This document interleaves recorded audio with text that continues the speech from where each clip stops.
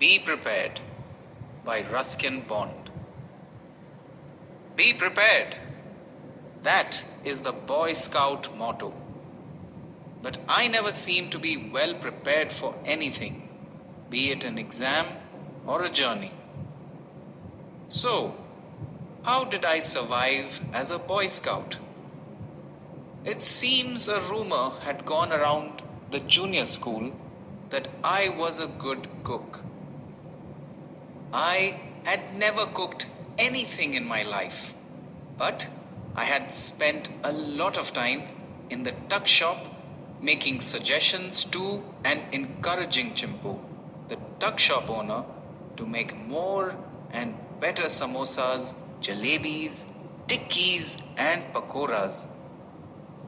With this qualification, I won a cookery badge and was put in charge of our Boy Scout troop's supply of rations.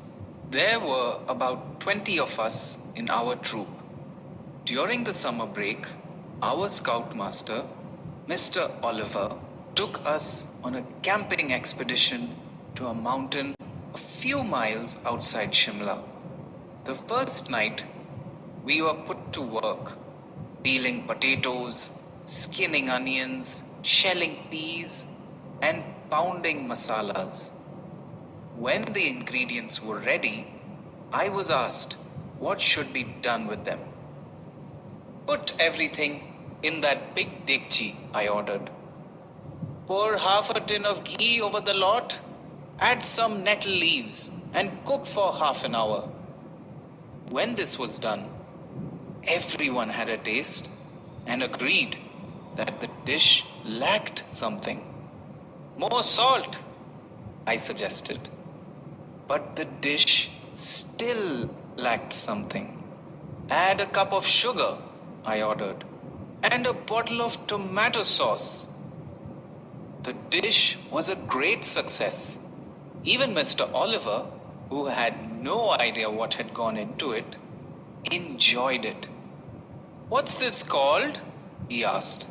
The Bond Bhujia, said one of the boys. I had earned my cookery badge. The next day, Mr. Oliver told us he would teach us tracking.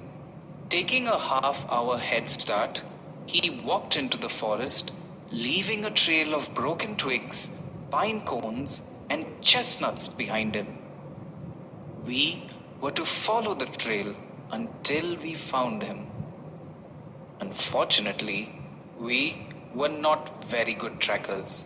We did follow Mr. Oliver's trail some way into the forest, but then we were distracted by a pool of clear water. We jumped in and romped about, enjoying the sunshine. Hours later, feeling hungry, we returned to our campsite and prepared the evening meal. It was Bond Bhujia again, but with a few variations. It was growing dark, and we were beginning to worry about Mr. Oliver's whereabouts when he limped into the camp. He had waited for us at the far end of the forest for a couple of hours. Then he decided to return, but got lost in the gathering gloom. Village folk finally helped him back to the camp. He was very angry and made us return all our badges, including my cookery badge. An hour later, when we were all preparing to get into our sleeping bags for the night, Mr. Oliver called out, "Where's dinner?" "We've had ours," said one of the boys. "Everything is finished, sir." "Where's Bond? He's the cook." "Bond, get up and make an omelette." "I can't, sir." "Why not?" "You have my badge."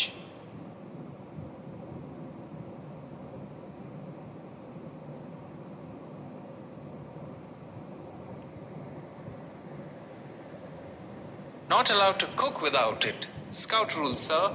I've never heard of such a rule. But you can take your badges. All of you. We return to school tomorrow. Mr. Oliver returned to his tent in a huff. But I relented and made him a grand omelette, garnishing it with dandelion leaves and a chili. Never had such an omelette before, Mr. Oliver said. Would you like another, sir?